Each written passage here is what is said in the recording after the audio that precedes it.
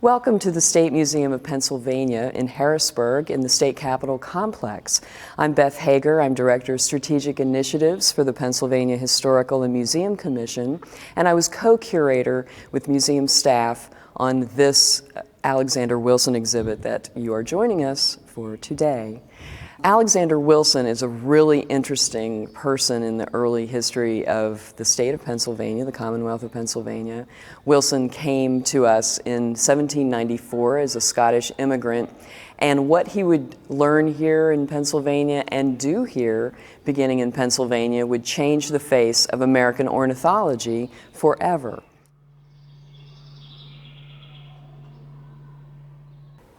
Alexander Wilson came to Philadelphia and was a school teacher, but then he quickly met some of the early pioneering naturalists of our time. William Bartram's was well known in early America, and also Charles Willson Peale, who's a pioneering museum, natural history museum creator in Philadelphia and Baltimore.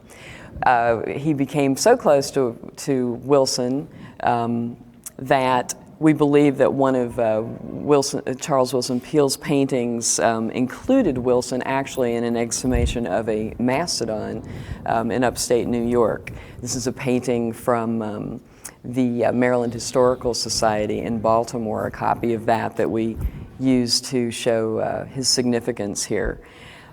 Wilson was a writer, he was a poet, and he started to describe the flora and fauna of Pennsylvania, and I believe that he was very much inspired by the incredible landscape and the diversity of Pennsylvania's landscape.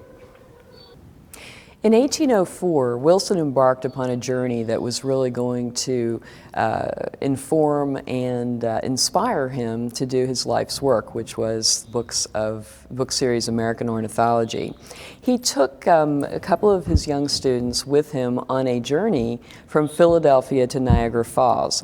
This is a long distance today by car, but Wilson and his compatriots actually walked from Philadelphia to Niagara Falls in the fall of 1804.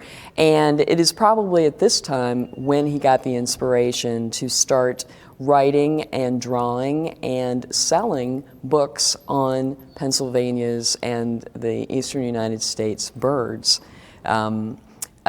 This journey was chronicled in a poem that he wrote. It's a very long poem, but it's something that was published in around 1810 in a literary journal in Philadelphia, and was very pivotal in natural history circles at the time.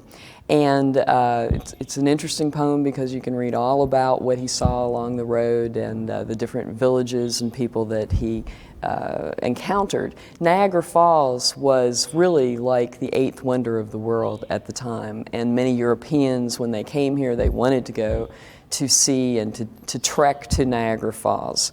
This is during the great age of discovery. You had Lewis and Clark also that year.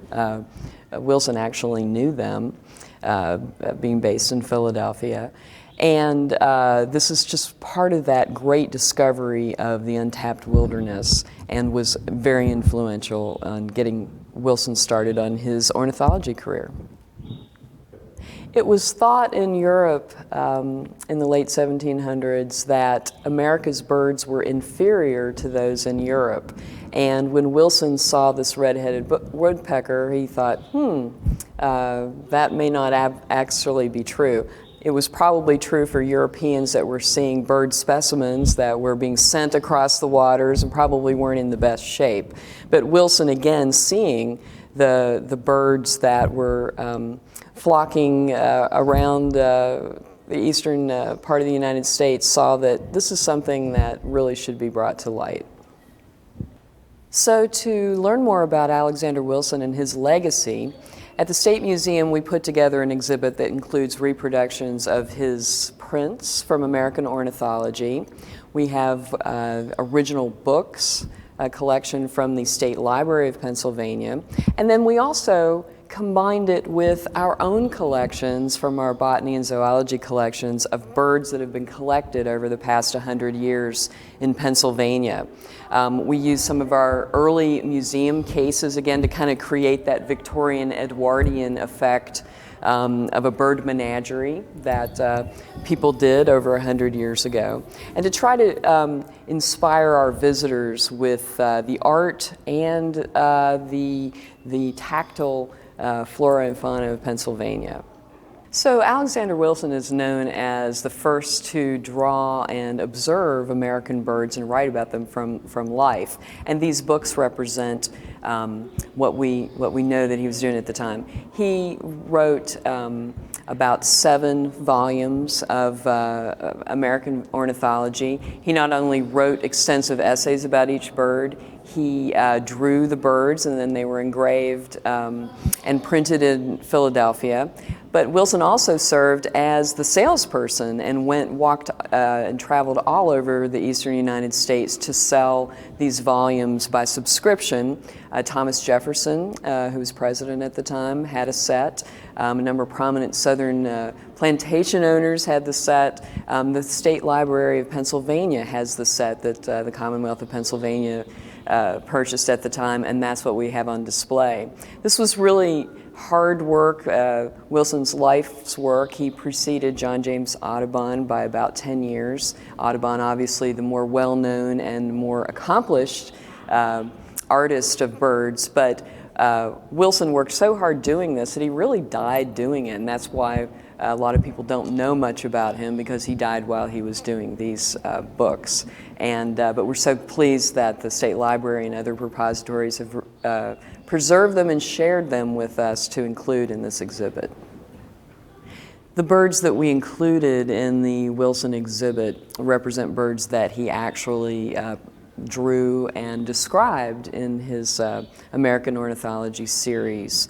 This shows a tradition of collecting and study. It's a study collection that we have at the State Museum of Pennsylvania among many holdings of the flora and fauna of Pennsylvania. The birds have been received from a number of different sources. Wilson, of course, drew from life, or at the time, birds were hunted and saved, and he studied them up close. And that's what he was known for, was actually looking at live and or recently live specimens and being able to describe them. It's fascinating that at a time when you really didn't have any kind of binoculars, you had no cameras, eyepieces were limited, that Wilson would actually be able to observe birds so closely and really get it right about birds. In our exhibit, we've included Wilson's words really to describe.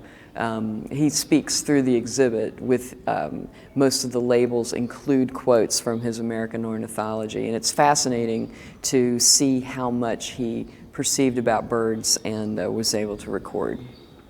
The birds in this case represent what we are terming a loss in excess. This is about the passenger pigeon. This is one passenger pigeon from our collection. We have several.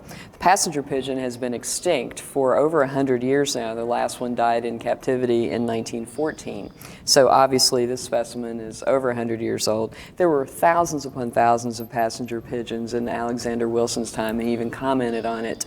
But people didn't take care of them. They thought at that time that our nature was endless, that there's no reason to take care of them, and so they were lost.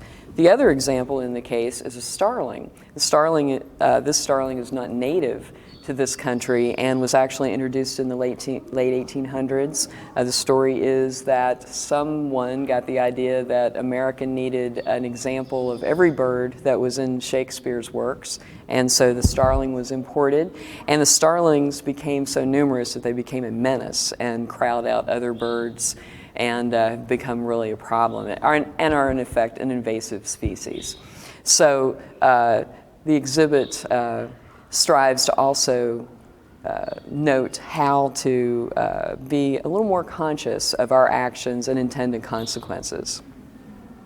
The citizen scientist tradition is a long tradition in Pennsylvania, starting with people like William Bartram, Charles Willson Peale, and Alexander Wilson, but it's something that's very strong today. Pennsylvanians are very much interested in their outdoors. It's the diversity of our incredible landscape here in Pennsylvania. Pennsylvanians really do love their state parks. They're places where they can go and experience nature. It's not very far away for anyone in Pennsylvania. So we concluded our exhibit with really kind of paying homage to the interest in birding and observation in Pennsylvania. Pennsylvania is really a wonderful place to engage with a lot of different organizations such as Audubon, a lot of local bird sanctuaries, organizations that promote this. We worked with the Pennsylvania Game Commission to devise this exhibit, and they've lent us a number of things to just kind of represent that great sport, really, in Pennsylvania bird watching.